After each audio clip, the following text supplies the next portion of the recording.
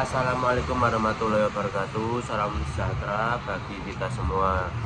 Perkenalkan, nama saya Faranur Aprianto dengan NPM 2403010012, mahasiswa bimbingan Prodi Bimbingan dan Konseling. Puji syukur kehadirat Allah SWT karena atas rahmatnya dan karunia-Nya kita masih diberikan kesehatan dan kesempatan, sehingga pada kesempatan kali ini saya dapat menyampaikan materi mengenai karir. Teman-teman yang saya hormati, ketika mendengar kata karir, sebagian besar dari kita mungkin langsung membayangkan sebuah pekerjaan atau profesi seperti guru, dokter, ataupun yang lainnya. Padahal pengertian karir tidak sesederhana itu. Karir memiliki makna yang jauh lebih luas dibandingkan sekedar pekerjaannya yang kita lakukan setiap hari.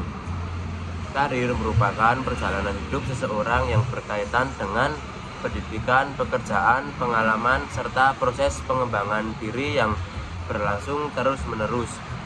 Artinya, karir bukan hanya tentang di mana kita bekerja nanti, tetapi juga tentang bagaimana kita mempersiapkan diri sejak sekarang agar mampu mencapai tujuan yang kita inginkan.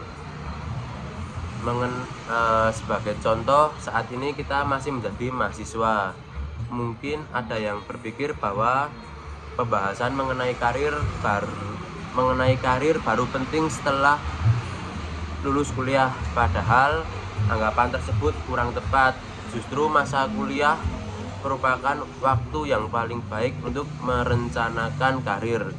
Ketika kita mengikuti organisasi, pelatihan, seminar, praktik lapangan, magang, ataupun kegiatan pengabdian kepada masyarakat, sebenarnya kita sedang membangun fondasi karir kita di masa depan. Oke, teman-teman, setiap orang tentu memiliki cita-cita yang berbeda. Ada yang ingin menjadi guru, konselor, dosen, wirausahawan, pegawai pemerintah, psikolog, ataupun yang lainnya. Semua pilihan tersebut sama baiknya selama sesuai dengan potensi yang dimiliki dan dilakukan dengan penuh tanggung jawab. Lalu muncul pertanyaan, mengapa kita perlu merencanakan karir sejak dini? Alasan pertama adalah agar kita memiliki tujuan yang jelas. Seseorang yang memiliki tujuan akan jauh lebih mudah menentukan langkah yang harus dilakukan. Sebaliknya, apabila kita memiliki tujuan, kita akan mudah bingung ketika dihadapkan pada berbagai pilihan. Coba bayangkan, seseorang yang memiliki perjalanan tanpa mengetahui tujuan akhirnya, ia mungkin akan terus berjalan tetapi tidak tahu apakah jalan yang ditempuh sudah benar ataupun belum. Begitu pula dengan perjalanan karir. Tanpa adanya perencanaan, kita beresiko mengambil keputusan secara terburu-buru atau hanya mengikuti pilihan orang lain. Alasan kedua, perencanaan karir membantu kita mempersiapkan kompetensi yang dibutuhkan dunia kerja saat ini. Berkembang dengan sangat cepat, banyak pekerjaan baru yang muncul sering dengan perkembangan teknologi. Sementara beberapa jenis pekerjaan mulai tergantikan oleh otomatisasi dan kecerdasan buatan. Oleh karena itu, kita harus mampu menyesuaikan diri dengan perkembangan tersebut melalui peningkatan pengetahuan, keterampilan, dan sikap profesional. Alasan yang ketiga, agar kita mampu mengenali potensi diri kita sendiri. Setiap individu memiliki kelebihan dan kekurangan masing-masing. Tidak semua orang cocok menjadi pemimpin, begitu pula tidak semua orang nyaman bekerja di balik layar atau di balik meja. Ada yang senang berinteraksi dengan banyak orang, ada yang lebih menikmati pekerjaan yang membutuhkan penelitian dan analisis. Dengan mengenali diri sendiri, kita akan lebih mudah memilih bidang pekerjaan yang sesuai sehingga dapat bekerja dengan penuh semangat dan tanggung jawab. Sebagai mahasiswa bimbingan dan konseling, pemahaman mengenai karir menjadi hal yang sangat penting. Hal ini karena di masa depan kita tidak hanya bertugas mengembangkan karir diri sendiri, tetapi juga membantu peserta didik dalam merencanakan masa depan mereka. Guru BK memiliki peran untuk memberikan layanan bimbingan karir. membantu siswa mengenali bakat dan minatnya, memberikan informasi mengenai pendidikan lanjutan maupun dunia kerja, serta mendampingi mereka dalam mengambil keputusan karir secara tepat. Dengan adanya layanan bimbingan karir, diharapkan siswa mampu menentukan pilihan berdasarkan kemampuan, minat, serta cita-cita yang dimiliki, bukan semata-mata karena mengikuti teman atau tekanan dari lingkungan. Oleh karena itu, dapat kita pahami bahwa karir merupakan proses panjang. Kesuksesan tidak diperoleh secara instan, melainkan melalui proses belajar, pengalaman, kerja keras, disiplin, dan kemauan untuk terus berkembang. Setiap langkah kecil yang kita lakukan hari ini akan menjadi bekal yang sangat berharga bagi masa depan. Baik teman-teman, setelah kita memahami pengertian karir dan pentingnya melakukan perencanaan karir sejak dini, selanjutnya kita akan membahas bagaimana cara mengenali potensi diri secara beberapa teori dan menjelaskan proses seseorang dalam memilih karir. Langkah pertama dalam merencanakan karir adalah mengenali diri sendiri. Hal ini penting karena keputusan karir yang baik harus didasarkan dan pemahaman terhadap kemampuan dan potensi yang kita miliki. Ada beberapa aspek yang perlu kita kenali, yaitu minat, bakat, kepribadian, nilai hidup, dan kemampuan. Aspek pertama adalah minat. Minat merupakan rasa suka atau ketertarikan terhadap suatu bidang atau aktivitas tertentu. Minat biasanya membuat seseorang merasa lebih bersemangat saat melakukan suatu pekerjaan. Sebagai contoh, seseorang yang memiliki minat di bidang pendidikan akan merasa senang ketika mengajar, berdiskusi, atau membantu orang lain memahami suatu materi. Sebaliknya, apabila seseorang bekerja pada bidang yang tidak sesuai dengan minatnya, kemungkinan besar ia lebih mudah merasa jenuh dan kurang menikmati pekerjaannya. Aspek kedua adalah bakat. Bakat merupakan kemampuan yang dimiliki seseorang sejak awal, tetapi kemampuan tersebut tetap perlu dikembangkan melalui latihan dan pengalaman. Banyak orang memiliki bakat yang baik tetapi tidak berkembang karena kurang diasah. Sebaliknya, ada juga orang yang terus berlatih sehingga kemampuan meningkat dan akhirnya mampu mencapai prestasi yang membanggakan. Oleh karena itu, bakat harus selalu diiringi dengan usaha dan kerja keras. Aspek berikutnya adalah kepribadian. Setiap orang memiliki karakter yang berbeda. Ada yang sering bekerja sama dalam tim, ada yang lebih nyaman bekerja secara mandiri, ada yang mudah berkomunikasi dengan orang lain. Ada pula yang lebih teliti dalam mengerjakan sesuatu. Memahami kepribadian akan membantu kita memilih lingkungan kerja yang sesuai sehingga kita dapat bekerja secara maksimal. Selain itu, kita juga perlu memahami nilai hidup. Nilai hidup merupakan prinsip yang menjadi pasangan seseorang dalam menjalani kehidupannya. Misalnya, ada orang yang lebih mengutamakan pekerjaan yang dapat membantu masyarakat, sementara ada pula yang lebih mengutamakan stabilitas ekonomi atau kesempatan untuk terus berkembang. Tidak ada pilihan yang salah selama keputusan tersebut sesuai dengan tujuan hidup dan dilakukan secara bertanggung jawab.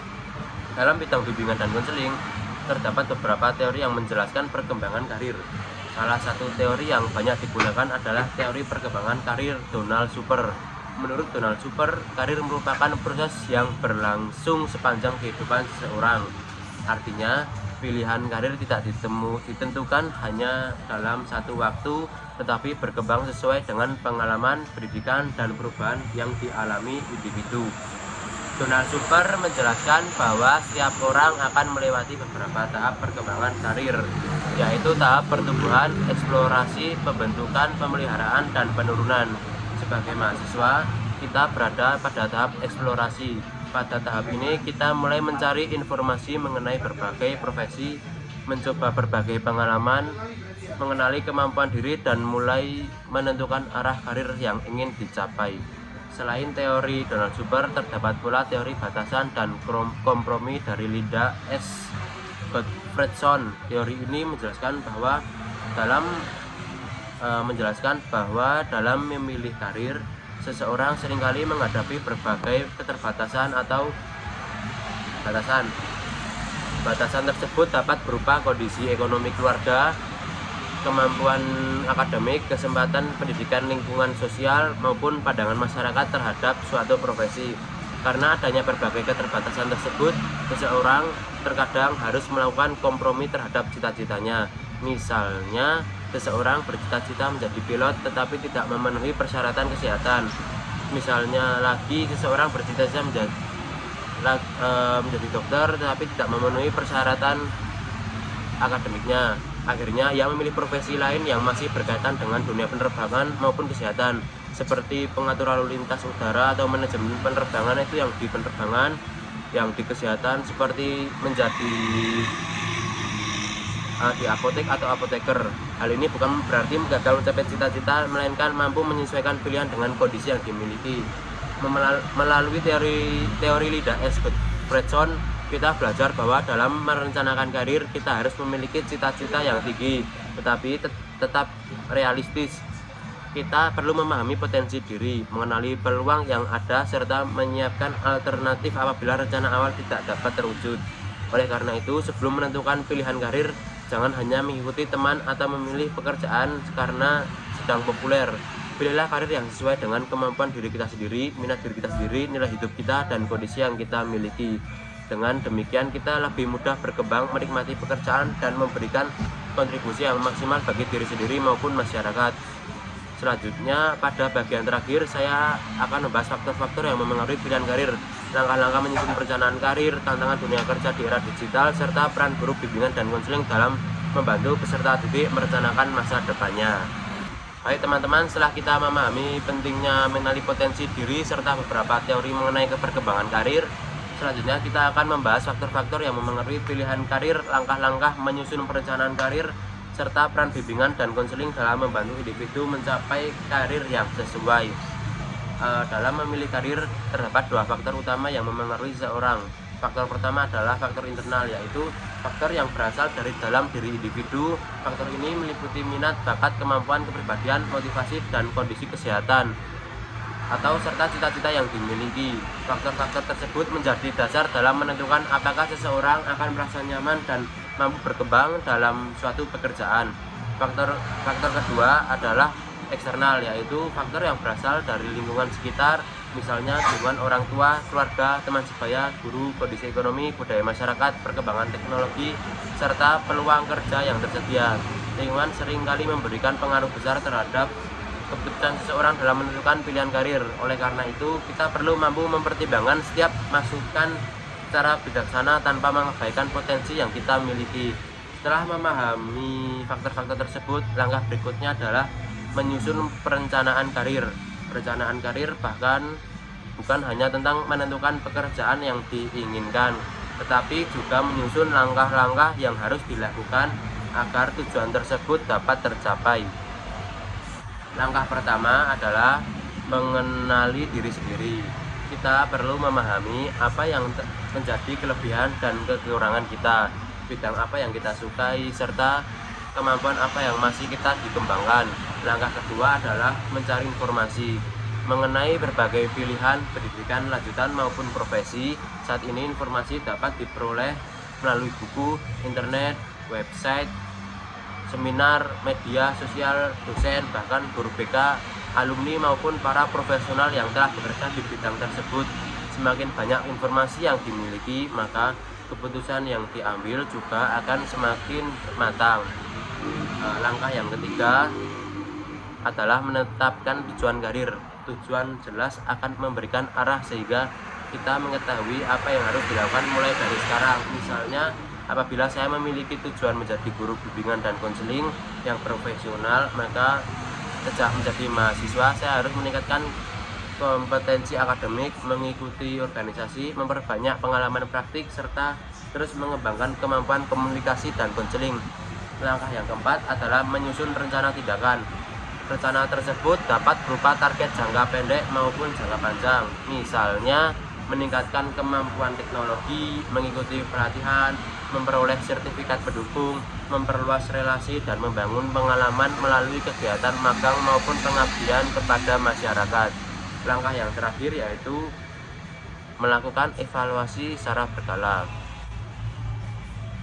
rencana karir bukan sesuatu yang bersifat tetap. Seiring bertambahnya pengalaman dan berkembangnya dunia kerja, kita perlu mengevaluasi kembali tujuan yang telah dibuat agar tetap sesuai dengan perkembangan zaman dan kebutuhan diri kita sendiri.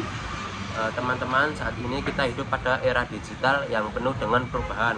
Teknologi berkembang sangat pesat dan membantu dampak besar terhadap dunia kerja. Banyak pekerjaan yang kini memerlukan kemampuan digital, komunikasi yang baik, kemampuan berpikir kritis, kreativitas kolaborasi, dan kemampuan memecahkan masalah. Oleh karena itu, kita tidak boleh merasa cukup hanya dengan ilmu yang diperoleh di bangku kuliah. Kita harus memiliki semangat belajar panjang hayat agar mampu bersaing dan beradaptasi dengan perubahan. Sebagai mahasiswa, program pendidikan dan konseling, kita juga memiliki tanggung jawab untuk membantu peserta didik mempersiapkan masa depan mereka. Melalui layanan bimbingan karir, guru BK membantu siswa mengenali potensi dirinya, memahami berbagai pilihan pendidikan dan pekerjaan, serta mampu mengambil keputusan karir secara mandiri dan bertanggung jawab. Dengan demikian, siswa tidak hanya memiliki cita-cita, tetapi juga mengetahui langkah-langkah yang harus dilakukan untuk mewujudkannya. Sebagai penutup, saya ingin mengajak kita semua untuk mulai mempersiapkan karir sejak sekarang. Jangan menunggu sampai lulus kuliah baru memikirkan masa depan. Gunakan waktu yang ada untuk belajar, memperluas pengalaman, mengembangkan keterampilan, dan membangun karakter yang baik. Ingatlah bahwa kesuksesan tidak datang secara instan. Kesuksesan merupakan hasil kerja keras, disiplin, konsistensi, kemauan diri kita sendiri untuk terus belajar, serta doa kepada Allah SWT. Semoga kita semua dapat menjadi pribadi yang mampu merencanakan karir yang baik, mengembangkan potensi yang dimiliki, dan memberikan manfaat bagi masyarakat melalui profesi yang akan kita jalani di masa depan. Demikian materi yang saya dapat sampaikan mengenai karir. Semoga pembahasan ini bermanfaat dan dapat menambah wawasan kita semua. Saya Pak Nur Aprianto, NPM 0012, mengucapkan terima kasih atas perhatian teman-teman. Wassalamualaikum warahmatullahi wabarakatuh.